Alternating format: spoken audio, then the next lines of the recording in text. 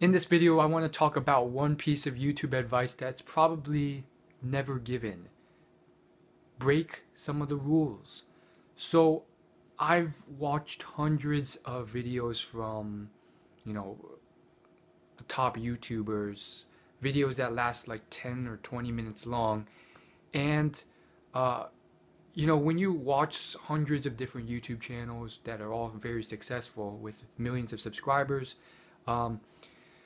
you tend to realize that there are exceptions to these rules or guidelines. Certain pieces of advice like, oh, you shouldn't post more than once a week, or oh, you have to do this, or you have to have a custom thumbnail, or you have to have a very fancy end card to your video, or you have to have an end card in your video.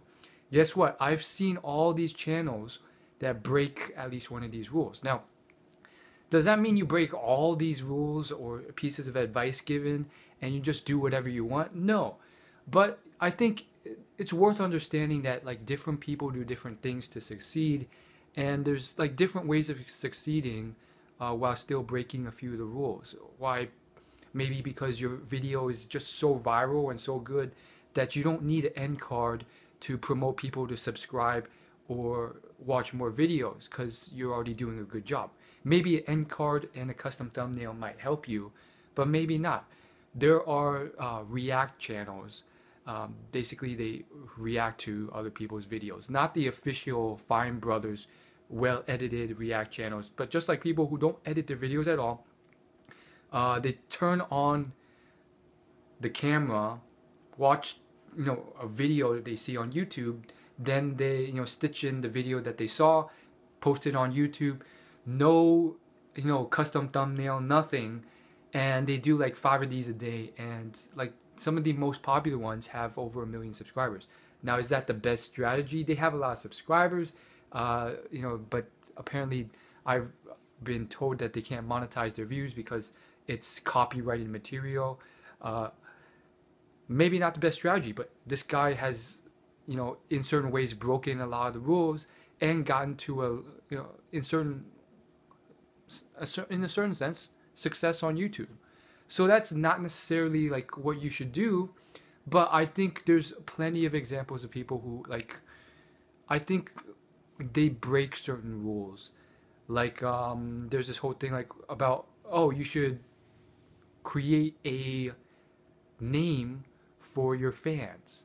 Romain Atwood calls his fans soldiers. FouseyTube calls his fan, I don't know, he calls his fans something though. Fousey Nation, I don't know. The point is, it's a common thing. Cutie Pie Marza calls her friends marzipans. PewDiePie calls his fans bros. You get the point. However, Casey Neistat, he doesn't call his fans anything. And when he, heard Romain Atwood mention it, he's like, wait, do I have to do that? Is that something I'm supposed to do? He doesn't, there's certain things that you don't necessarily have to follow. And technically, you're supposed to let your fans decide their own name, apparently. But that's not always the case. PewDiePie, he kind of chose the name Bros. And then it goes on and on. It really depends on what you're doing, what exactly is your niche and your subject line. I mean, there's Devin Supertramp. All his videos are very high definition filmography videos of cool exotic vacation spots, and there's no talking in his videos. There's no anything. It's just a very visual thing. So I do think that the general guidelines are helpful.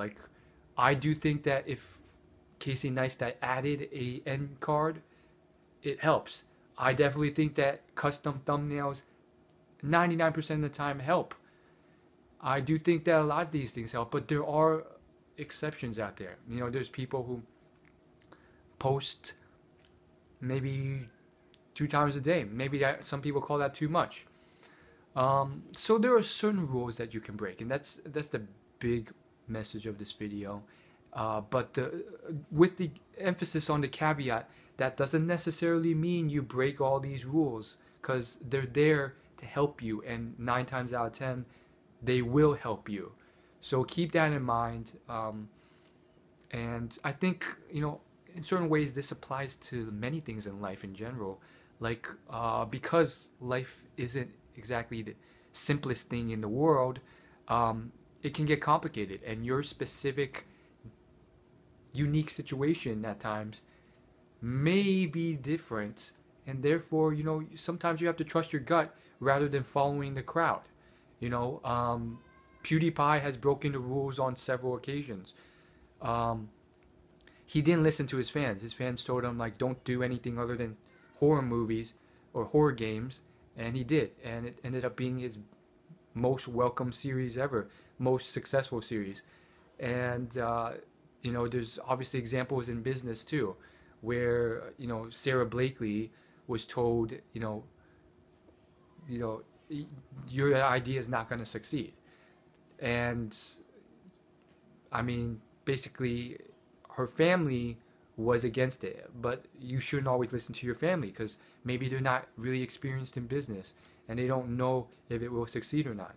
So, sometimes you just have to follow your gut. And for most people, that's tough to do, because, like, how do you know when to follow your gut? And how do you know, like, when is, like, the actual right thing to do? Sometimes it's just better to model someone successful. Like, just do what they do rather than, trying new things. Like, oh, I'm not going to do any of that. And sometimes it's like you're really trying to avoid that simply because you're lazy and you don't want to do that. It's not because you're trying to be some trendsetter. Some things are better off not, not pushed against. I would say, sometimes there's certain things, like, for instance, basketball, that's has been honed and perfected over many, many decades. So it's kind of like you can't be doing, most of the time, 99%, if not 100% of any unique stuff you throw out there, it's probably not going to work. So sometimes it's very good to just model the masters. I'll see you in my next video. Peace.